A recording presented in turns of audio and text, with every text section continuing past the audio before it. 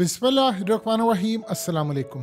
डंडा चला है और डंडा चलने के बाद ग्रे मार्केट और ओपन मार्केट के अंदर डॉलर का रेट तकरीबन 20 से 25 रुपए नीचे गिर गया है। और ये जो 20-25 रुपए नीचे गिरा है, ये असल में एक बहुत बड़ा जो माफिया है वो कौन सा है जिसके सिर्फ 2 बंदे पकड़े हैं शिकंजे में और ये मामला हुआ है।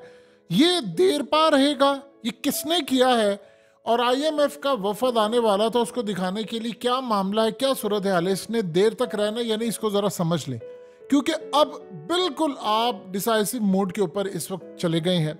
असल में इस वक्त सूरत हाल ये है मार्केट की जो चल रही है कि नवंबर में आ रहा है आईएमएफ का वफद और उससे पहले तमाम चीज़ें करनी। उन्होंने हमें कहा था कि 1.2% से ज़्यादा इंटर बैंक और ओपन मार्केट का रेट ना हो, वो मॉनिटर करें एक एक चीज़ को। उन्होंने कहा अगर ये हुआ तो फिर हम आपके लिए कोई पैकेज आपको नहीं मिलेगा। अब हुआ ये है कि 2-3 दिन से जो डॉलर स्मगलिंग करने के खिलाफ एक क्रैकडाउन शुरू हुआ और क्रैकडाउन में असल में ग्रे मार्केट में हुआ। ग्रे मार्केट क्या, पेशावर में 2 बड़ी जो गैर लाइसेंस याफ्ता कंपनियां थी उनके खिलाफ हुआ है एक्शन। उसके बाद सब के सब जितने लोग काम कर रहे थे वो अंडरग्राउंड हो गए हैं और अंडरग्राउंड होने के बाद मामला मुकम्मल तौर पर ये हो चुके हैं कि मार्केट के अंदर ना तो कोई खरीदार है और ना लेने वाला है और देने वाले तो बिल्कुल भी नहीं है। ये असल में कहानी क्या है इसको ज़रा समझिएगा। सूरत हाल ये होती है, ये ग्रे मार्केट क्या, मिसाल के तौर पर आप फ्रिजों का काम कर रहे हैं या आप मोबाइल का काम कर रहे हैं या आप कोई भी काम कर रहे हैं, लेकिन उसकी आड़ के अंदर डॉलर का भी काम चल रहा है, सेलिंग परचेजिंग का काम चल रहा है, तो इसको कहते हैं कि ग्रे मार्केट। अब पाकिस्तान के अंदर बहुत बड़ी तादाद के अंदर, इंडिया में, दुनिया भर में ये ग्रे मार्केट काम कर रही होती है। ब्लैक मार्केट ये है कि आपने माल उठाना है, माल उठाकर आप बॉर्डर पार या बाहर कहीं जाकर ब्लैक मार्केट में बेचते हैं। ये जो ग्रे मार्केट होती है इसमें सीन ये होता है कि बड़े बड़े लोग इन्होंने लाइसेंस नहीं लिया होता लेकिन ये जुबान पर काम कर रहे होते और सिर्फ अपने जानने वाले जो लोग होते हैं उन्हीं के साथ डील कर रहे होते हैं। और इसमें जुबान जो होती है आपकी वो बिल्कुल पक्की होती है, यानी आपने याद रखिएगा जो 2 नंबर काम होता है वो हमेशा ईमानदारी से होता है। तो यहाँ पर चलता है जुबान का काम।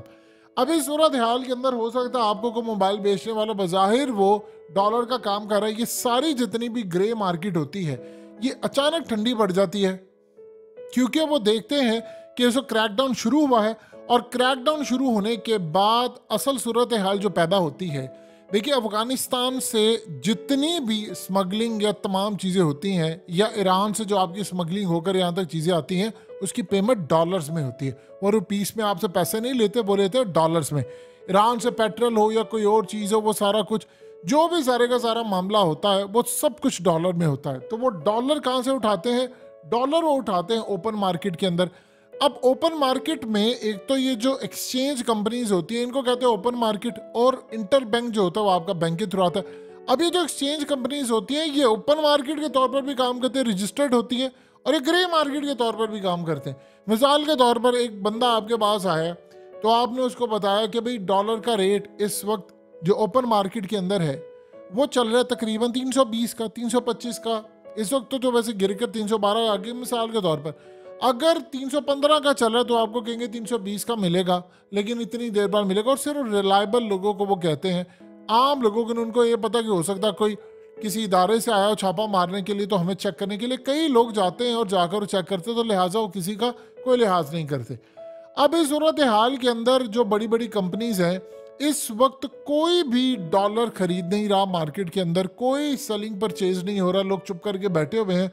और इस सारी सूरत हाल के अंदर जो ओपन मार्केट है वो असल में अफवाहों पर चलती है, वो कोई रियल तो नहीं होती। देखिए आपके मुल्क में डॉलर की रसद कोई नहीं बढ़ी, इस ज़हन में रखिएगा। या तो हो कि डॉलर बहुत ज़्यादा आ गया उसकी वजह से रेट गिरा, ऐसा कुछ भी नहीं है। डॉलर कोई नहीं आए बाहर से। असल में तकरीबन 5 अरब डॉलर्स के करीब पाकिस्तानियों का जो बाहर से पैसा आया है वो किसी बुक में है ही नहीं, उसका ना तो पाकिस्तान को कोई फ़ायदा हो ना कुछ। ओपन मार्केट में चूंकि ये जो माफियाज बैठे होते हैं, बड़े बड़े करिंदे होते हैं, ये सारे काम क्या करते हैं, ये माफियाज यहाँ पर बैठे होते हैं तो ये मार्केट के अंदर क्योंकि बैंक और ये तमाम चीज़ें आपको डॉलर मिलता नहीं। आप मिसाल के तौर पर आपने अगर कोई डॉलर अकाउंट भी खुलवाया हुआ है तो वो भी अब आपके किसी काम का नहीं है, क्योंकि आप जाकर उनको कहते हैं भाई डॉलर दे, वो कहते हैं हमारे पास डॉलर है ही नहीं, हम कहाँ से दें। तो ओपन मार्केट में जाकर लेते हैं। जब ये हालत होती है तो ओपन मार्केट वाले रेट बढ़ा देते हैं। अब लोगों की मजबूरी होती है, उनको डॉलर चाहिए होता है, तो वो कहते हैं आप ले लें, क्योंकि ज़्यादातर जो अफगानिस्तान के अंदर लोग जाते हैं वो 5 खास तौर पर 1000 का जो नोट होता है उसका बंडल या चीज़ें देकर वो डॉलर खरीदते हैं। अब क्रैकडाउन जब शुरू हुआ है तो अचानक से सारे का सारा काम बंद हो गया, यानी कोई बंदा इस वक्त लेन देन नहीं कर रहा। जब इंटरबैंक और ओपन मार्केट में डॉलर खरीदा और बेचा जाता है तो इसकी असल में डॉक्यूमेंटेशन होती है, लेकिन जब आप ग्रे मार्केट में खरीद रहे हैं तो आपको कोई पता नहीं होता, जुबान पर काम चलता है। आप जाकर बैंक से लेंगे आपको रसीद मिलेगी, आप ओपन मार्केट में जाएंगे किसी एक्सचेंज के पास, वहां से भी मिलेगी। लेकिन जब आप ग्रे मार्केट में जाते हैं तो ग्रे मार्केट के अंदर आपको ऐसी कोई सूरत हाल देखने को नहीं मिलती। अब इस सारी सूरत हाल के अंदर मामला यह हुआ है कि पेशावर के अंदर से 2 बड़े जो ग्रुप हैं उन पर हुआ है क्रैकडाउन। रातों रात डॉलर का रेट आया है नीचे। अब होता क्या है कि इस वक्त सब ने सेलिंग परचेजिंग बंद कर दी है, यानी खास तौर पर जो खरीदार है वो तो मार्केट से वैसे ही आउट हो गए हैं। तो जब इस वक्त कोई डॉलर खरीद नहीं रहा तो डॉलर का रेट आ गया है नीचे। लेकिन ये कितनी देर तक चलेगा ये अभी इस बारे में कुछ नहीं कहा जा सकता। और इस सारी सूरत हाल के अंदर सबसे ज़्यादा जो अहम तरीन काम ये है कि जो बाहर से पाकिस्तानी पैसा भेजते हैं, जब उन्होंने ये देखता है ऐसा ऐसा कुछ अरसे के दौरान कि जी इंटरबैंक का भी रेट वही हो गया है और ओपन मार्केट का भी करीबन वही हो गया है, तो फिर बैंकों के जरिए वो पैसा भेजते हैं। जब वो बैंकों के जरिए पैसा भेजते हैं तो वो फिर पाकिस्तान को उसका फ़ायदा होता है। लेकिन यहाँ एक सवाल पैदा होता है जो सबसे ज्यादा अहम तरीन सवाल है, जिसका जवाब किसी के पास नहीं। ये माफिया जिनके तो हाथ इतने लंबे हैं कि आसमान तक इनके हाथ गए होते हैं, तो ये तो चुप नहीं बैठने वाले। अब ये तो नहीं हो सकता कि ये माफिया चुप करके बैठ जाए और इनकी जड़ें इतनी मजबूत हो। ये जो क्रैकडाउन है वक्ती तौर पर ये चलता रहता है। ये 75 साल से पाकिस्तान में क्रैकडाउन होता है। अब हाथ डालते हैं और उसके बाद लोग चुप कर जाते हैं। धंधा चलता रहता है, काम धंधा ये वो तमाम चीज़ें ये चल रही होती हैं, इसमें कोई दो राय नहीं है कि धंधा रुकता नहीं है। अब वो क्या होता है कि वो 2 कदम पीछे हटकर अंडरग्राउंड हो जाते हैं और वो ऐसा ऐसा देखते हैं कि हालात जब बैक टू नॉर्मल आएंगे, चीज़ें बैक टू नॉर्मल होगी और फिर बाहर निकल कर आते हैं, फिर रेट ऊपर बढ़ जाता है। ये अब से नहीं, ये कब से हो रहा है। सवाल यहाँ पर ये है कि इंटर बैंक का जो रेट है वो तो कम होने का नाम ही नहीं ले रहा। वो तो वही 307, 8 ये वो उससे भी ज़्यादा शायद वो उस पर ही टिका हुआ है। वो इस वक्त कम होने का नाम नहीं ले रहा। करेंसी की इस वक्त जो वैल्यू है पाकिस्तान में वो उसमें कोई बेहतरी नहीं है। ये आप अपने दिलो दिमाग में बिठा लें, उसमें अभी तक कतन कोई 1 रुपए की बेहतरी नहीं है। मिसाल के तौर पर अब अफगान जो करेंसी है, अगर अफगान करेंसी इस वक्त तकरीबन आप 1000 रुपया ले तो पाकिस्तानी 4000 के करीब बनती है। अब चूंकि उन्होंने 6.7 अरब डॉलर्स के करीब उन्होंने इन्वेस्टमेंट लिया बड़े बड़े ममालिक से, उसके बाद उन्होंने 40-50 अरब डॉलर की इन्वेस्टमेंट के लिए उनकी बातचीत जारी है। तो जब ये सूरत हाल होगी तो एक अफगान जो है वो 30-40 का मिल जाएगा।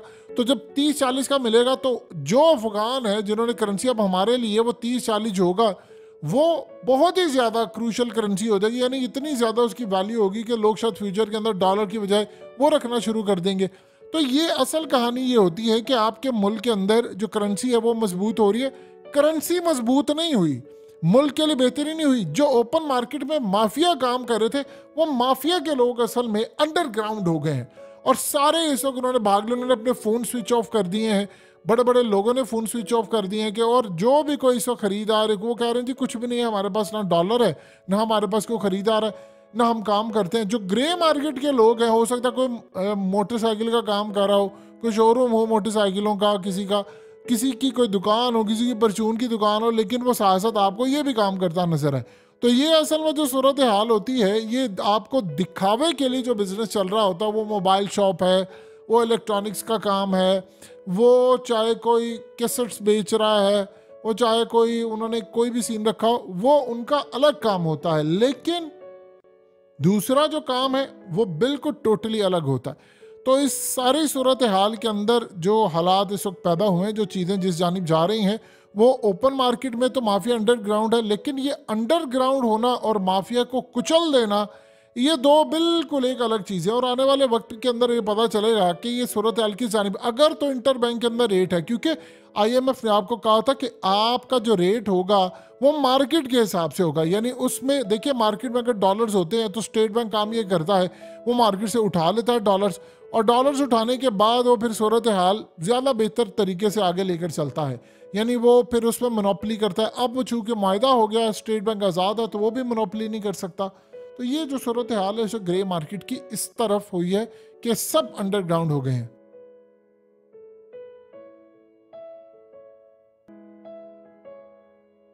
हकीकत टीवी को सब्सक्राइब करना मत भूलें, वीडियो को लाइक करें, शेयर करें और कमेंट सेक्शन में अपनी राय का इजहार ज़रूर करें।